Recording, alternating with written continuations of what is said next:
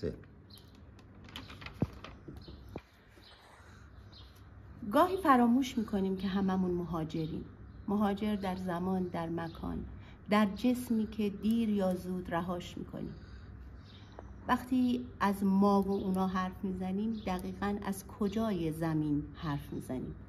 از مرزهایی که با جوهر سیاست کشیده شده یا خاکی که قرنها قبل از تولد ما هم وجود داشته؟ چه چیزی به ما این توهم مالکیت رو داده که فکر میکنیم دیگری کمتر از ماست، غریبه تره، بی حق تره، که باور میکنیم حق داریم بهشون توهین کنیم، تحقیرشون کنیم یا حتی پسشون بزنیم؟ وقتی که ما هممون ساکنان موقت این سیاره ایم، پس هیچ کس صاحب نیست، هممون در گذریم.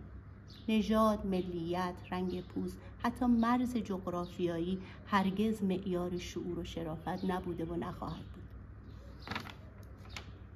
احترام نه حق میزبانه نه لطف میزبان. احترام وظیفه انسانه برای انسان.